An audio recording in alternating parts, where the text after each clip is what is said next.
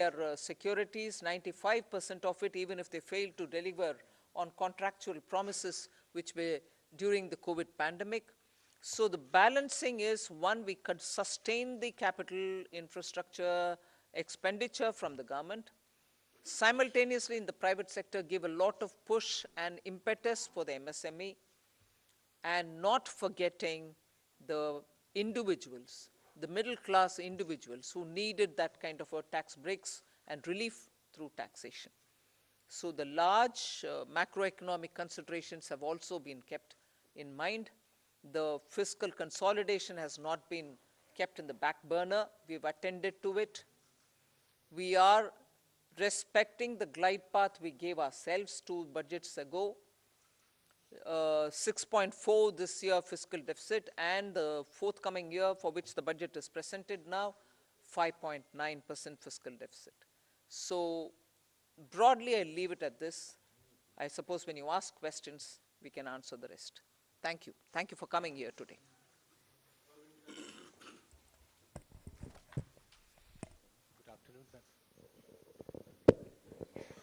Good afternoon, ma'am. Shishir here from Hindu Business Line. Ma'am, my question is that when there is an announcement for 7 lakh rupees under new tax regime, that will no tax to be paid, and then you are talking about rejigging the new tax regime, does this mean that this is the end of exemptions for various incentives, exemptions for investment and savings?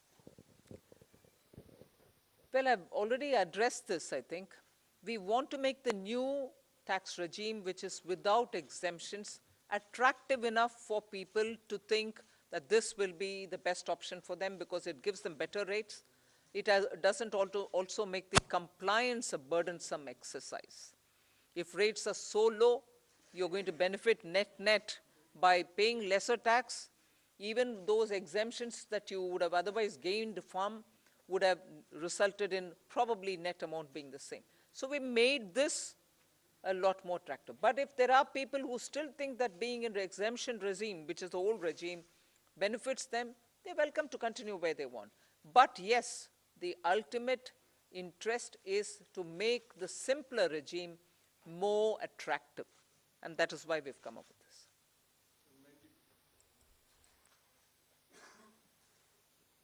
Ma'am, firstly, many congratulations on that fiscal consolidation, because I keep asking you that question.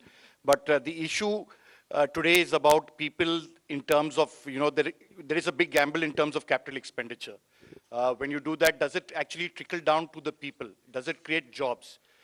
I know you've been doing this for the last 2 years. Are you sure that this will really trigger off job creation, one, to, money in the hands of the poor people? The second, of course, is about inflation, which, again, you, like last year, you haven't really touched about it, but you have had the letter from RBI. Your chief economic advisor yesterday says we are in uncertain times, but we hope that it will be under the check of 4 to 6%, hopefully the lower band of RBI. What is your answer to both these points?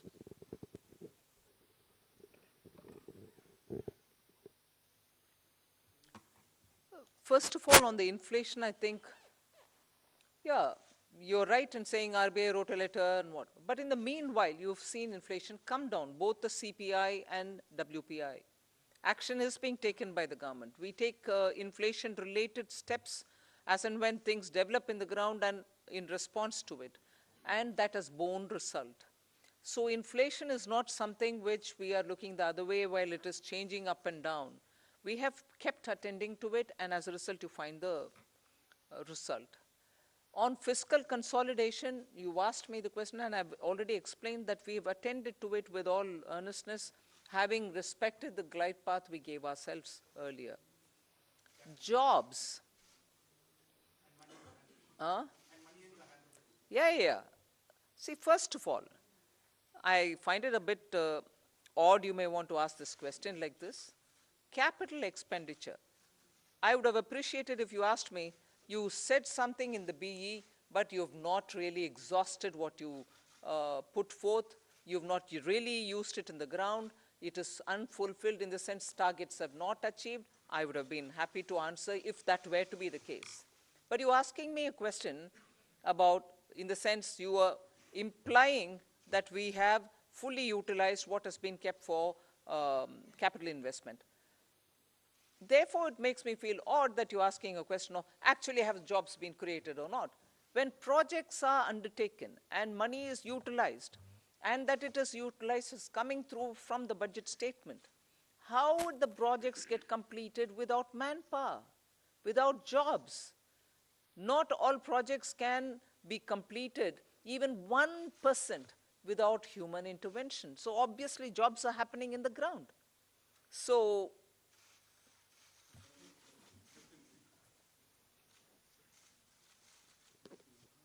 Ma'am, I want to ask you, ma'am here.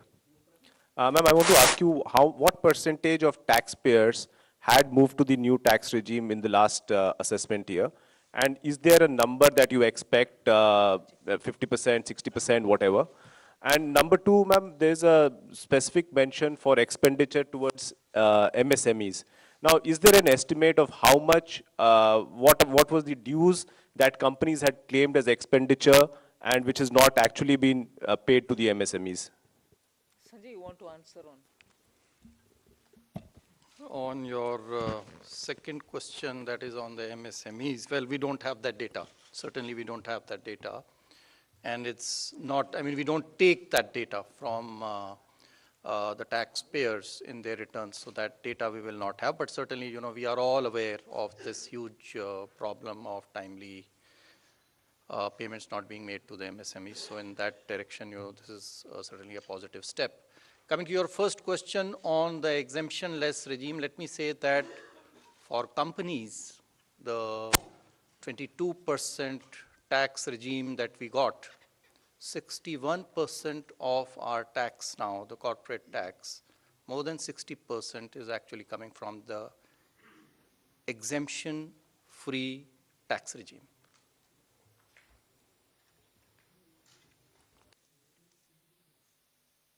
Individuals' data we will not have, but we are very hopeful that this particular scheme for individual taxpayers, the PIT, I think the majority would prefer. I mean, all of you, if you all do your own calculations, I think majority here would be now wanting to shift irrespective of their incomes and the deductions and exemptions that they claim. They would be finding it more attractive to shift to the new tax regime, majority of them.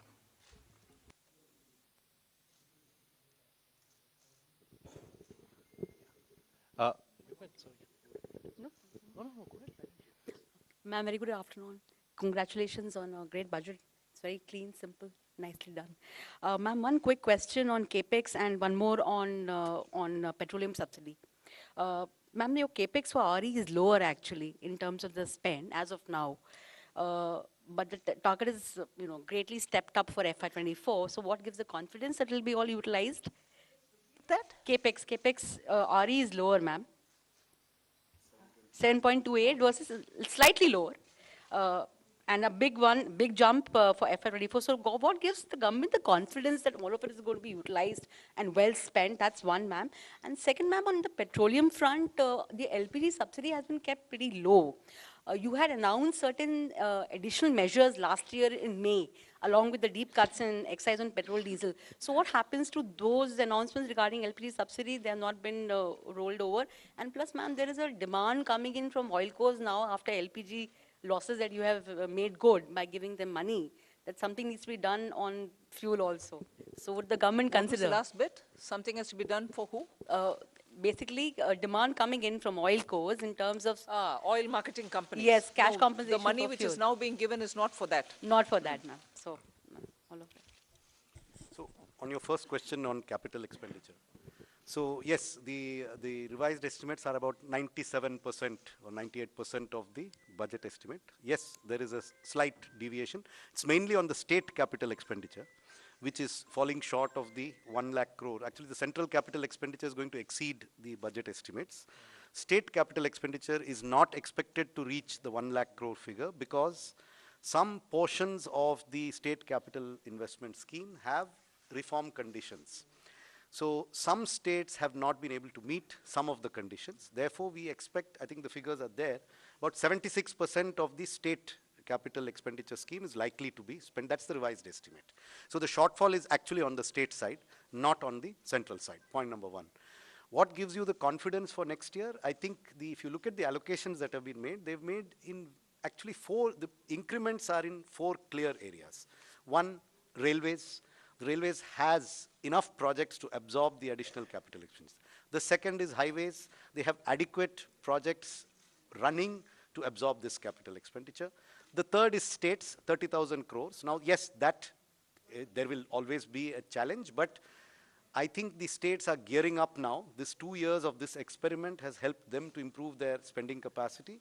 And we are also seeing an uptick in the second half of this year on the state capital expenditure. So I'm reasonably confident that the states will absorb the 1,30,000 that has been provided. And the other big item on the central side is the petroleum capital expenditure, which is for retrofitting of refineries to meet emission standards and pollution standards, and partly for augmenting our strategic reserves. So I'm quite confident that we'll meet the expenditure targets. Please.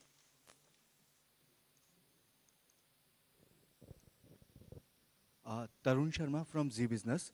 Ma'am, जो disinvestment का जो target है वो 65,000 से 50,000 किया है और next year का 51,000 किया है।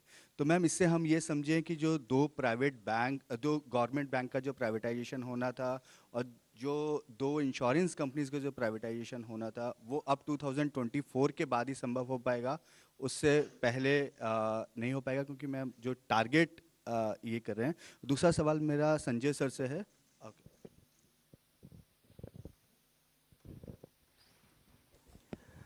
जैसा कि आपको विदित है कि डिसइन्वेस्टमेंट तो मार्केट कंडीशंस और कई चीज़ों से निर्भर करता है, तो उस हिसाब से जो प्रैक्टिकल और प्रूडेंट टारगेट है वो रखा गया है।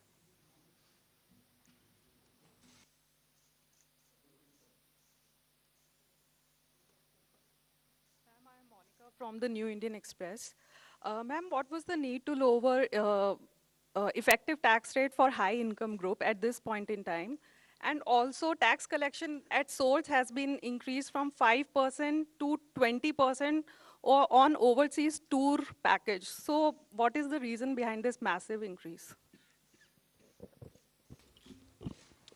See, the tour packages are generally taken by people whose effective tax rate is certainly more than 30%. So if we are charging them 20% TDS, I don't think it is high. Our attempt always has been to charge TDS at more or less similar rates, if not exactly the same rates. So that answers your question number 1. Question number 2 on, I think you are referring perhaps to surcharge, which has been reduced. Well, our rates, the highest tax rates in our country were amongst the highest, even more than, some of the developed countries. And so, in any case, it was introduced as an interim measure, and so that has now been reduced, so that the effective tax rate, highest effective tax rate becomes 39%. I'd just like to supplement that. There is a consistent theme, if you see, both on the new tax regime and on the changes that you're seeing in this budget, that the move is towards lower rates, but fewer avoidance measures and exemptions. So if you look at high net worth individuals, there are a number of tax avoidance removal measures in this budget, along with the reduction in surcharge. So if you look at market-linked debentures, if you look at very high value insurance policies, and a few other measures. So the marginal rate is coming down, but some of the devices used predominantly by those in that highest marginal tax rate are also being rationalized. So it's not necessarily a net reduction, it is a reduction from a high marginal rate inducing certain avoidance devices to a lower marginal rate with fewer opportunities to avoid. 74, please.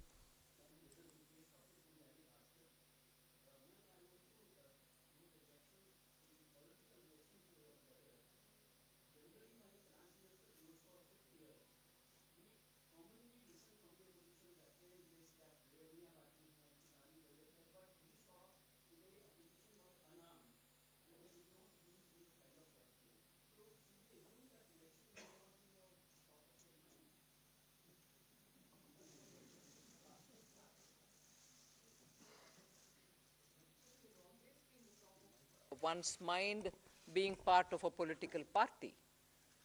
But consistent with what we believe, we placed our emphasis and priorities on those. And that's what you've seen in the budget.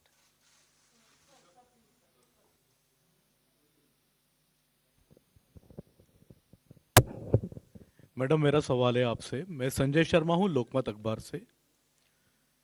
Madam आपके budget में विपक्ष की तरफ से कोई ज़्यादा प्रतिक्रिया नहीं है ये, लेकिन इस बजट से महिलाओं को काफ़ी उम्मीदें थी। घर की महिलाओं को जो महंगाई से पीड़ित थी, रसोई गैस के सिलेंडर के दुगने दामों से पीड़ित थी, कहीं ना कहीं आटे से लेकर के रोटी तक सारी चीज़ें महंगी हो गई है। तो क्या इससे आपको लगता है कि कुछ इसमें महंगाई पे भी फर्क पड़ेगा और घर की जो रोटी है, जो घर की जो रसोई का जो सामान है, उसमें इस बजट से कुछ फर्क पड़ेगा?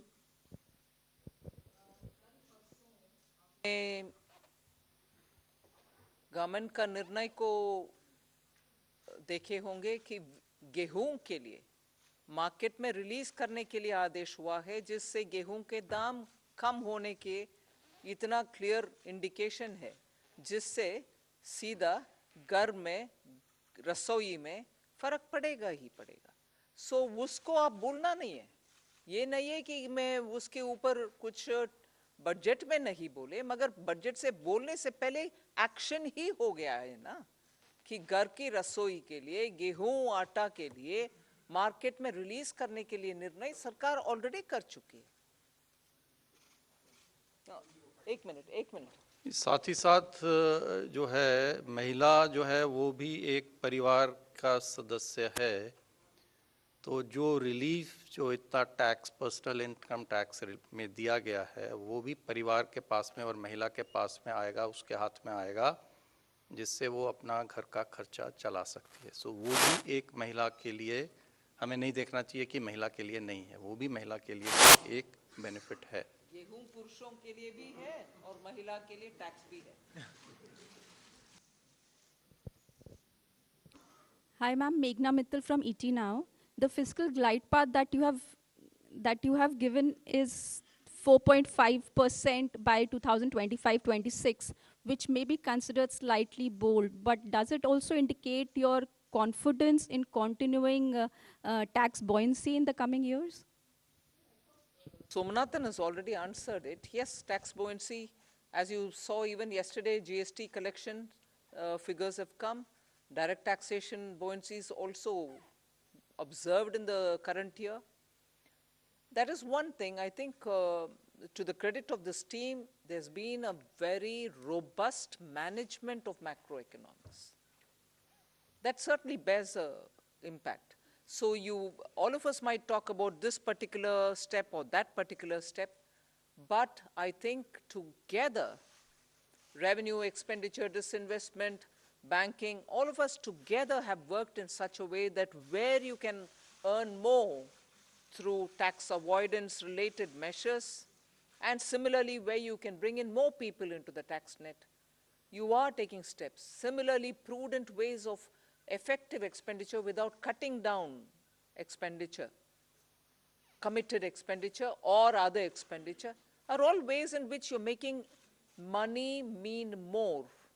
And for every rupee that you spend, you get a better set of returns. So I think efficient management also has a very big role to play here.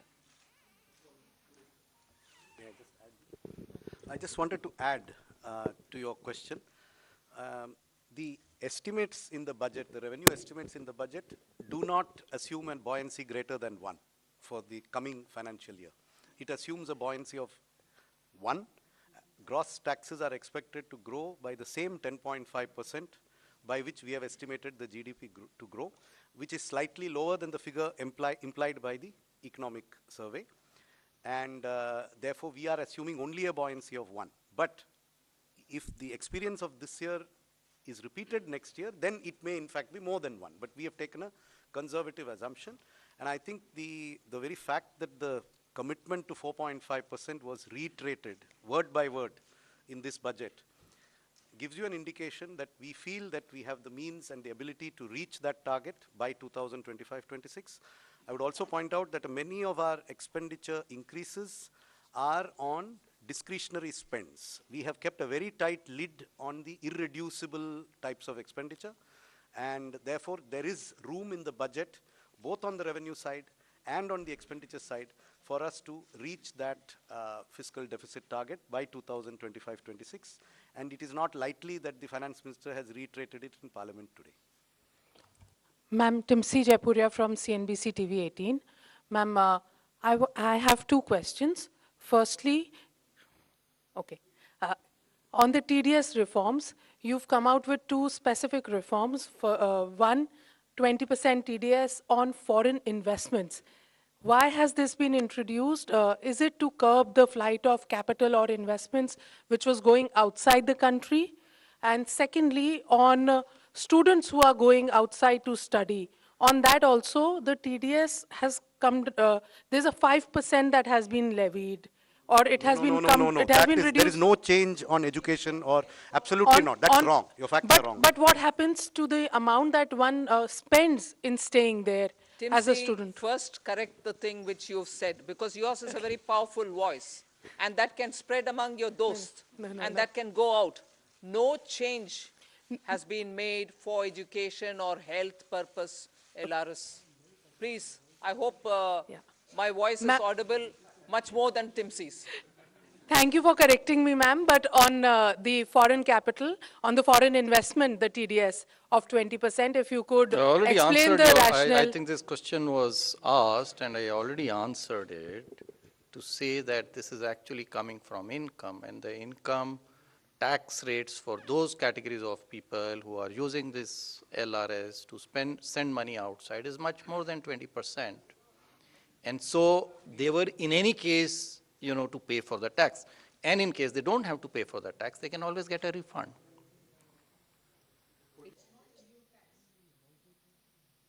It is our impression, and there is enough information to indicate that there are quite a lot of people who are able to make these remittances, but whose tax returns are disproportionately low compared to what they send as remittances. Now that means if you don't collect the tax at source, you have to take measures later to catch them. That is much more difficult.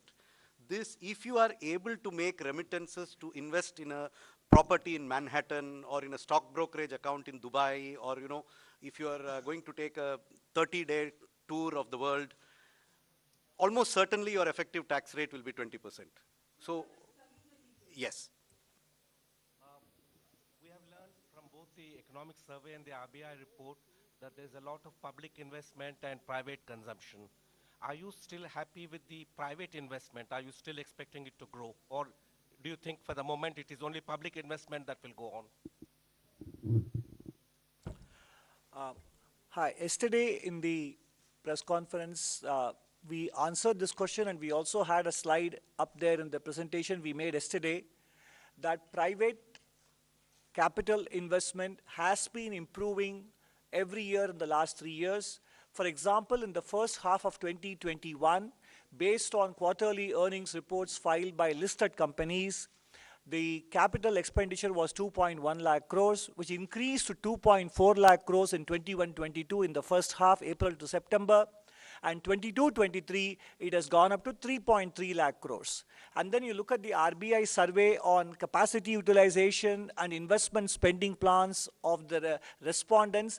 There is a very clear sign that many private sector companies are looking to enhance their capital expenditure. So both in terms of intent and in terms of actual spend, private capital investment is showing very clear signs of revival. Thank you.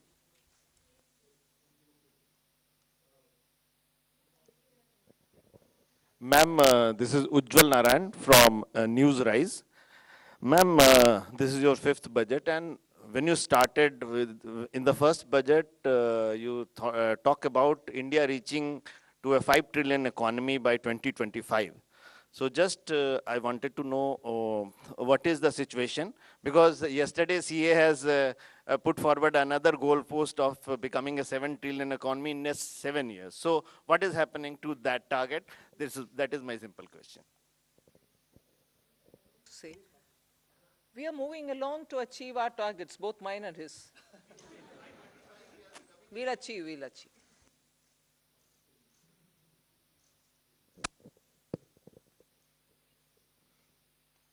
Good afternoon, ma'am. This is Chetan from India Today Group.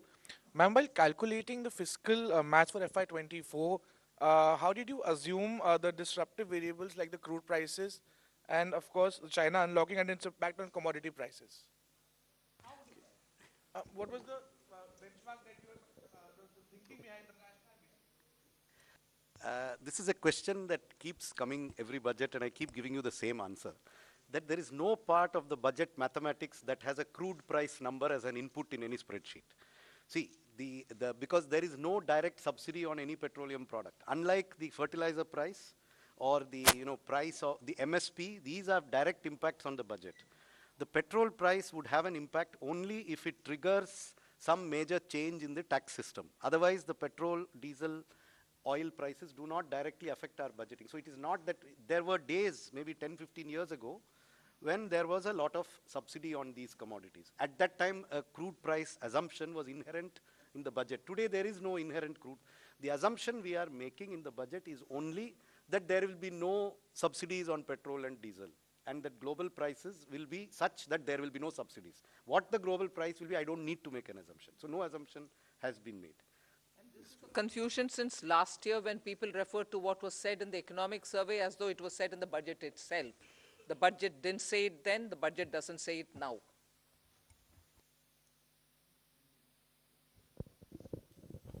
मैं आमिर हूँ news nation से। पहला सवाल तो ये कि जब शुरुआत हुई थी एक तरह से मोदी सरकार की, तो कहा था कि अर्थव्यवस्था को बेहतर करने के लिए कड़वे घूंट पीने पड़ेंगे और बहुत ही कड़े मेजर्स लिए गए स्टार्टिंग में। लेकिन आज ये देख रहे हैं कि सरकार ने कड़वे घूंट पिए हैं जनता को खुश देखने के लिए। तो क्या ये एक चुनावी बजट है, इसको मानती है? और पहला ये, दूसरा ये कि इनकम टैक्स में जिस तरह से जो छूट की सीमा है, जो पहला फेज है आपका जिसमें 7 लाख तक की छूट है, तो उसमें वो फेज आपको लगता है कि इससे राजस्व पर भार पड़ेगा? कितना भार पड़ेगा, कोई एस्टिमेट है इसमें? We have said it in the budget speech itself as to what is the net revenue foregone. उसका घोषणा ही कर चुके हैं हम, हिडन नहीं रखे. So वो आ गया है 35,000? 35,000 crores.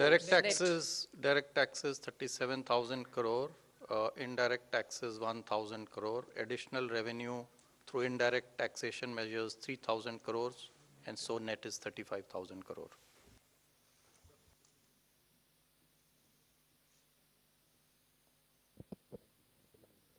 This is Anuradha from Economic Times. In your budget speech, ma'am, you spoke about the review of financial sector regulators. So can you elaborate a little bit more on that? Something? Some of these exercises, when the regulations are brought in, they serve a purpose. Thereafter, the economy changes. So all the regulators have been doing it as part of their exercise, but there's a time now to take up a comprehensive review. And you will recall, RBI had formed a committee. They did it in 2020. They came out with a report in 2021. That is an ongoing process, and other regulators also will travel in that direction, that their regulations are what the economy needs today. Whatever tweaking is required, they will take up that steps. There's their own review, not by them.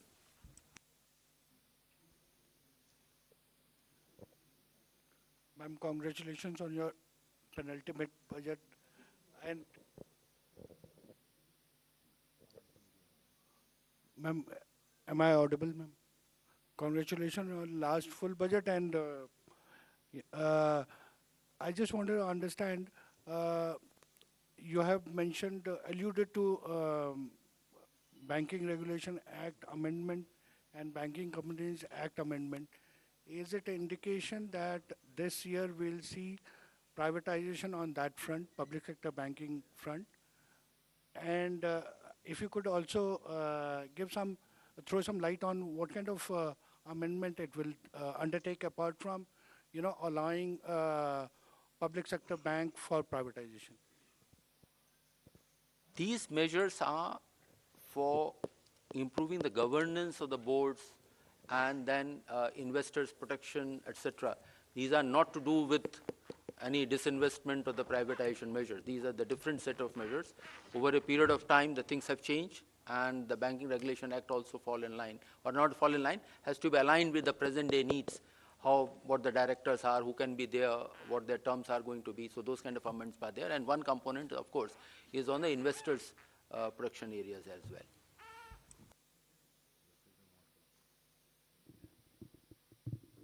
Good afternoon, ma'am. I'm Rima Sharma from Potibimba Life.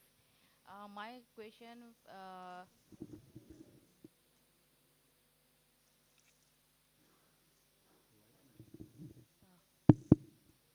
my question is regarding MSME sector in the northeast, especially in Assam.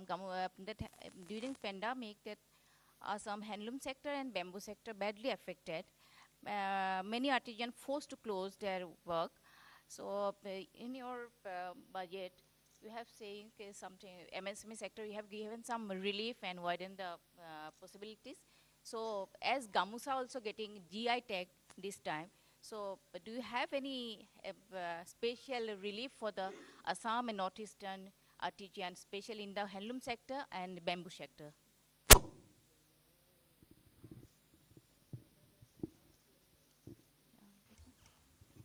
In the last year's budget itself, I think for sustaining livelihoods and also making sure that the Northeast livelihoods are attended to, we came up with a specific program called PM Divine for the development of Northeast. And that was executed through the Northeastern Council. So that program continues, and that will take care of livelihood related, whether it is in the weavers or in any other such community. But after getting the GI tag in the Gamusha, do you have any special package for the encourage to the handloom sector? So that is something which the state government will have to tag along with the existing programs, either through the handicrafts program, the artisan and other things that we're coming up with, for which the rules will come out, either they can use it, or the textile ministries. I'm sure they can always find out from the textile ministry for GI tagged Gamusha, they can ask for a dispensation. So this is possible, but that is for the state government to interact with the respective ministries. Can you a little bit elaborate what kind of I can't elaborate more, ma'am. You should ask the state government to deal with it for the respective ministry. In your budget relief, what kind of relief you have given? Can you little bit elaborate it? In my budget relief. The MSME sector. For MSME or for Gamusha or for GI, what are you asking? I'll send you some information. Ma'am, let's move on with other questions. Good evening, ma'am. Arup from Business Standard. Ma'am, in this year's fiscal policy statement also, you're speaking about unprecedented global headwinds and challenges. And again, you have not given forecast for the two succeeding years, in this case, FY 24-25 and 25-26, although you have an internal consolidation roadmap. So are we going to see this as a new normal where you're not amending the FRBM Act again, and you're not giving two succeeding years forecast, but you will continue having an internal roadmap? Yeah. Yeah, but you're not amending for the third consecutive year, you're not amending the FRBM Act, and you're not giving two succeeding years targets. Yeah, but we have given a glide path, and we are every budget stating whether we are aligning with the glide path given or not, right? So that pandemic was the new normal for 2 years, hasn't it been?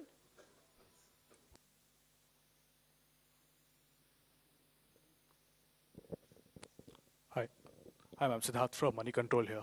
The gross borrowing number is 15.4 lakh crores. Net is the gross borrowing is 15.4 lakh. Net is 11.8 lakh. Especially with real interest rates returning to positive territory in the last few months with the RBI hiking rates.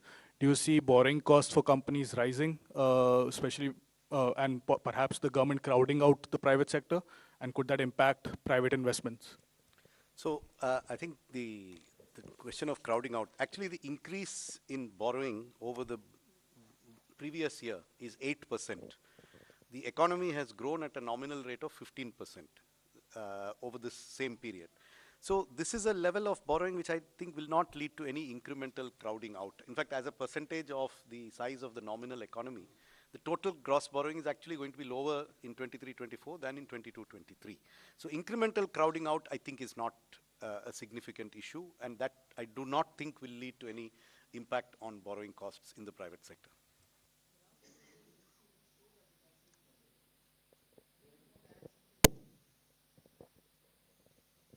This is reiterating that point that expect the required borrowings for the next year are of the same order what they are in the current year.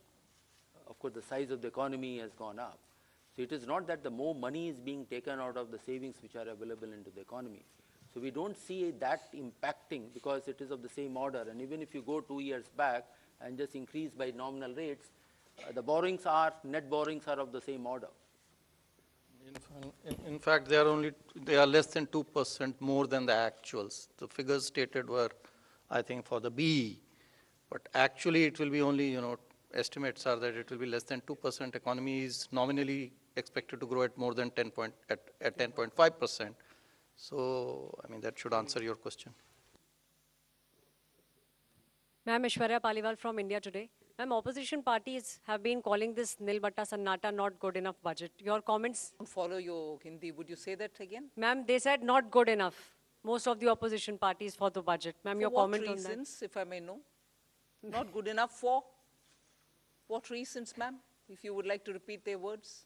They have said, ma'am, most of the political I'm parties. saying, if you could please repeat their words and say, not good enough, for what reasons per se? They said nothing for the, they said nothing much for the middle class. What? Most of the, yeah, this is what those parties. Ma'am, do you believe India will remain a bright spot, ma'am? Please do. Next question, please.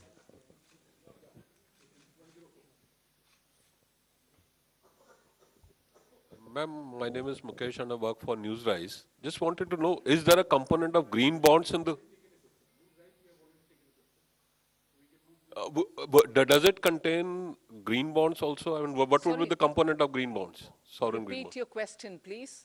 You interrupted me. So basically, in this overall gross borrowing that we have for the year, what component of that would be in form of green bonds? See, for the current year of $2 billion, one installment has already been done 1 week back, another one will be done a week later. So for the next, and the monies which we are going to raise now through these bonds, $2 billion, will be used for the projects which have been identified.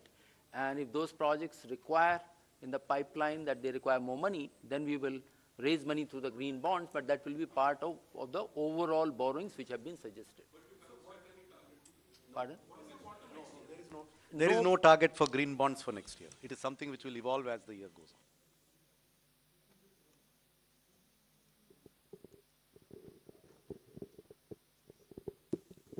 on. Ma'am, this is Primangshu from Anandavajar Patrika. You have said that your capital expenditure has reached 10 lakh crore, but the interest payment expenditure that has also reached 10 lakh crore. And the interest payment burden, it is almost 40% of the revenue received. So do you think it is a matter of concern for? It is always desirable for a government to have its interest payments as low as possible. But you are aware of the reasons for which government had to borrow a lot over the last 3 years. And all that I can say is the borrowings have been used very constructively towards growth-inducing investments and have not been frittered away on unproductive expenditure.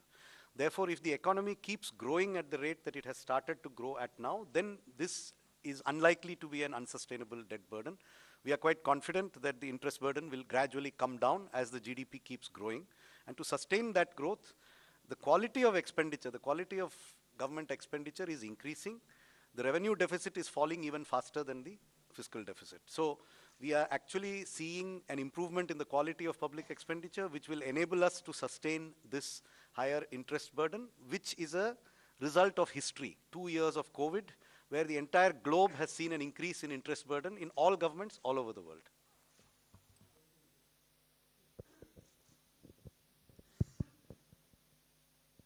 Good afternoon, ma'am. This is Karishma here from Business Today Television. Congratulations to you and everybody for yet another successful budget. Ma'am, you did talk about simplification of the tax regime. So my question is on the capital gains tax regime that was also expected. It was not a part of the budget announcement, but it's expected that a simplification could be done in the coming months. Is that something on the cards? And also, ma'am, secondly, no big bang announcements on cryptocurrency in this budget. What is the kind of update with the consultation paper that had to be submitted also to the FSDC? For your question, first question, I have no answer because it's your expectation. You kept about it for the last few months, and then you want me to answer on that? Oh, have they been? They've not told me about it. No.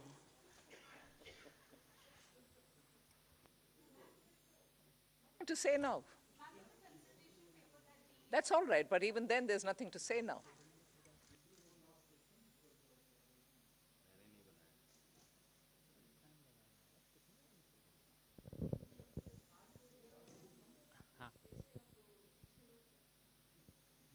Ma'am मैं आलोक CNBC आवाज़ से हूँ sir. Ma'am मेरा सवाल ये है कि जो TDS को लेकर क्लैरिफिकेशन आई हैं और उसमें ख़ास तौर से जो 10,000 का जो थ्रेशोल्ड लिमिट है कई सारी चीज़ों पर ख़त्म कर दिया गया है, ख़ास तौर से ऑनलाइन गेमिंग को लेकर। इसके पीछे क्या रीज़न है? ऑनलाइन गेमिंग को लेकर अभी भी क्या सरकार काफ़ी कॉन्शियस है या ऐसा लग रहा है कि अभी भी टैक्स लीकेज है वहाँ से, या बाकी चीज़ों पर भी जो ख़त्म किया गया है ये TDS के लिए जो 10,000 का एग्जम्पशन, उसके पीछे क्या रीज़न है? देखिए TDS जो ऑनलाइन गेमिंग पे है अभी प्रत्येक विनिंग के ऊपर में था, लेकिन जो ऑनलाइन गेम्स हैं वो कई सारे गेम्स मिला करके एक सेशन बनता है। एक गेम कोई नहीं खेलता है, कई सारे गेम्स जो हैं एक साथ खेलते हैं।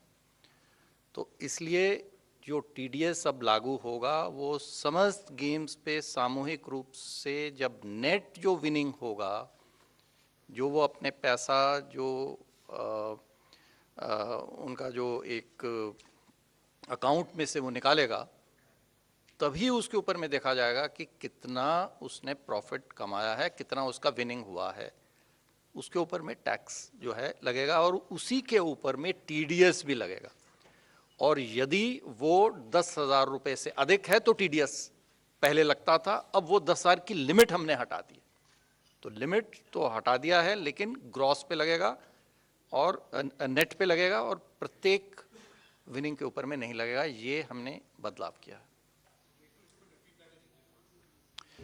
So 2 changes have been made. One is that the taxation will be on the net winnings, because in online games generally you play a series of games over days.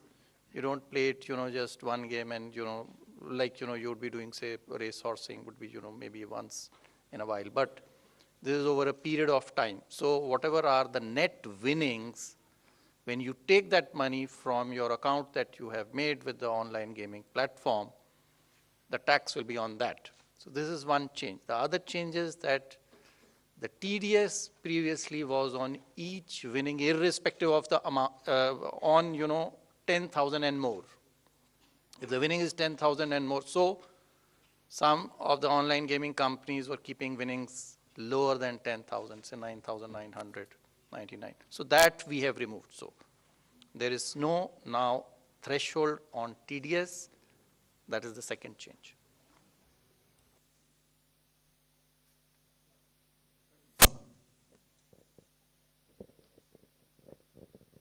Hi, ma'am. This is Priyashmita from Informist Media. Ma'am, I wanted to know that there has been an upward revision in the small savings estimates for FY23. However, data suggests that there is a shortfall. So how do you plan to achieve it? Yeah, it's a good question, and I mean, it shows good awareness of our numbers. I'm happy to see people read our, deep statements with so much attention. It is a good question. What I can say is the market borrowing number is completely firm. That will not change. The remaining numbers have a little bit of fluidity, whether it is small savings, state government provident fund is a very fluid number. See, because if state governments change that number, it affects the overall balance of our funding plans. The market borrowing number is firm. The small savings number is there is traditionally a seasonality where a lot of small savings comes in the last quarter because people plan their taxes in the month of February and March. So there is usually an upsurge.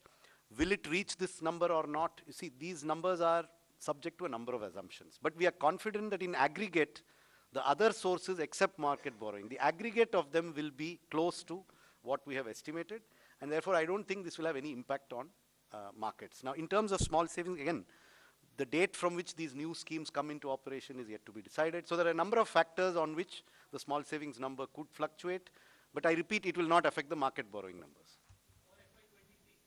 No, she's talking about FY 22-23 is my impression. Current financial year. Yes, I'm also talking about that. Again, the next year, 14 months before the end of the year, I cannot be firm on next year's numbers, but they are as firm as we can make them 14 months ahead of time.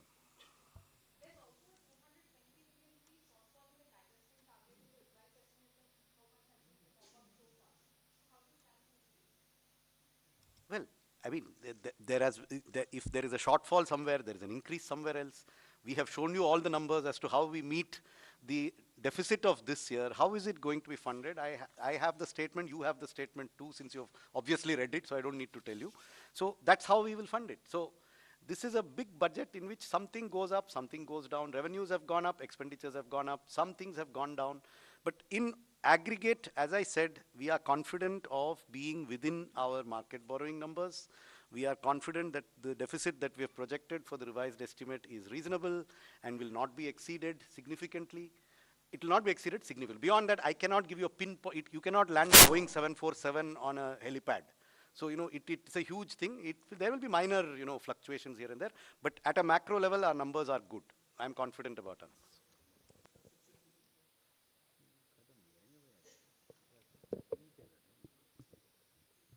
Ma'am नमस्कार, मेरा नाम महावीर सिंह है, freelancing करता हूँ। दो छोटे से स्पष्टीकरण चाहिए थे। एक तो 7 लाख रुपए तक की आय जो आपने कर मुक्त की है, वो दोनों उसमें है, पुराना और नया, या सिर्फ नए में है? ओके। और एक आपने घोषणा की कि जो गाड़ियों के स्क्रैप के लिए सरकार कोई सपोर्ट कर रही है, उसके पीछे क्या मंशा है सरकार की? क्यों इस तरह के उसको बढ़ावा दे रही?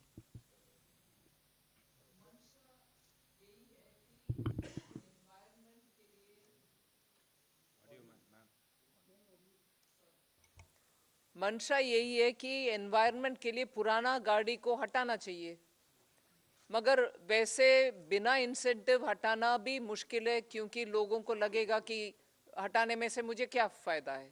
सो इंसेंटिवाइज करना उसके लिए।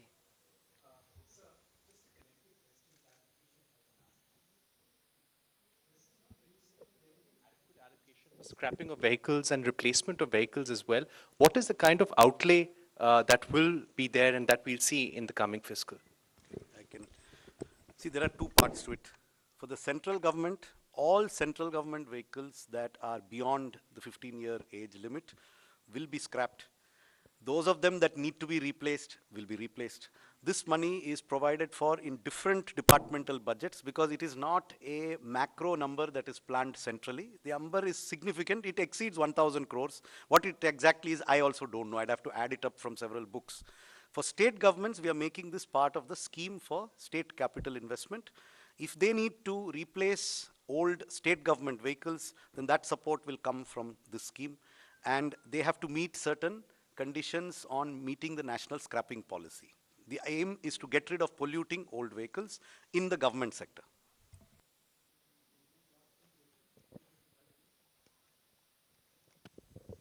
नमस्कार मैम, प्रमोद शर्मा। मैम, प्रधानमंत्री जी का नारा है कि लोकल फॉर वोकल, लेकिन जो ऑनलाइन प्लेटफार्म है, फ्लिपकार्ट और अमेजन, इनके चलते जो छोटे छोटे दुकानदार हैं, उनका कारोबार प्रभावित हो रहा है। तो सरकार की कोई ऐसी योजना है कि फ्लिपकार्ट और अमेजन से भी सरकार को कुछ नहीं मिल रहा है, टैक्स जो मिलना चाहिए, तो ऐसा कुछ इन पे कुछ लगाने का जो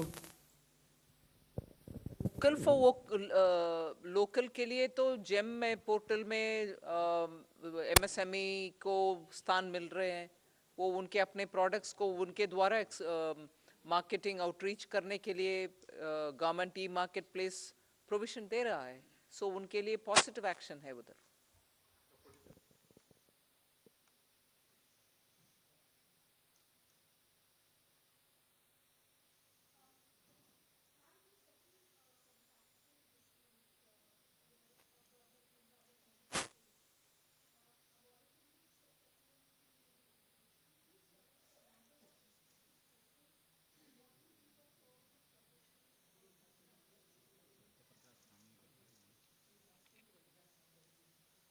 Precise numbers I don't have at this point of time, but the scheme is that if there's an arbitration award which has already happened, either of the party, either a government department or a government undertaking has challenged it, or the contractor has challenged it, and that arbitration award is being contested in any court, then depending upon the level of the dispute, a settlement can be reached between the two parties so as to reduce the amount of litigation which will be there. Yeah, it will be a voluntary, see, it is voluntary. Any dispute can be settled out of court by both parties. Traditionally, there are difficulties for government to take a discretionary decision on settling a dispute. So this will be a standardized set of terms depending on the nature of dispute and the level at which the dispute has been settled, or, I mean, has been where there's an arbitration award, where there's a court award, where there's a Supreme Court award. There are different levels at which there is certainty or uncertainty. We will be coming out with a draft scheme which will be put out for consultation very shortly from the Department of Expenditure. So, no, it is only for domestic. Only domestic disputes. It will not cover international arbitrations or international cases. Definitely not.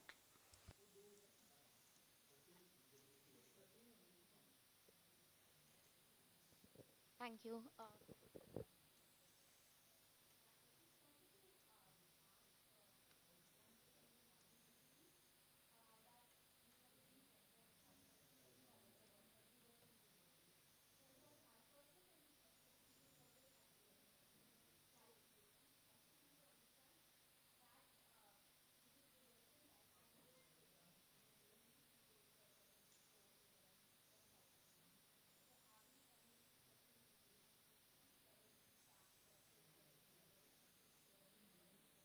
Want both of them to answer for each economic survey from his school of thought and us from our school of thought?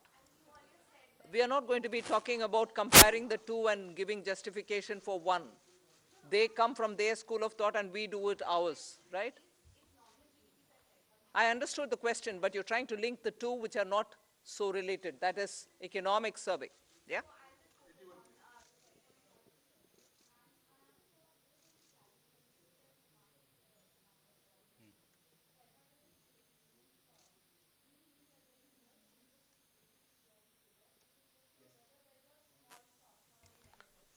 That is exactly what I mean. The dated security figure will not change regardless of changes in the other figures. That's your second question.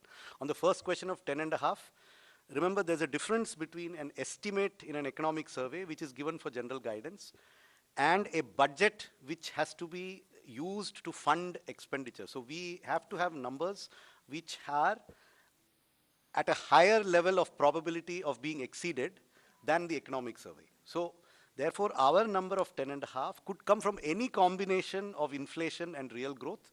We are expecting nominal growth to be at least 10.5%. That's the basis on which the budget is presented. Now that can come from multiple combinations. I cannot tell you that it will be 6 and 4.5, or will it be 6.5 and 4, or will it be 7 and 3.5, or will it be 5.5? I mean, these are all, we are reasonably confident that we will exceed 10.5% nominal growth for the purposes of estimating our revenues, which is why we use that estimate.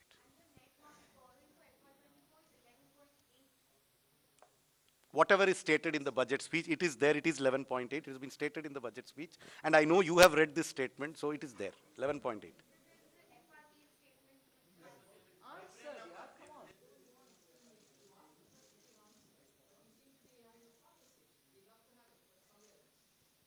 Good afternoon, ma'am. I am Nikun Johari from Reuters.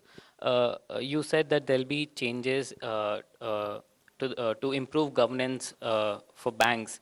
So will there also be changes to the Bank Nationalization Act that will enable you to privatize two banks that you'd announced earlier?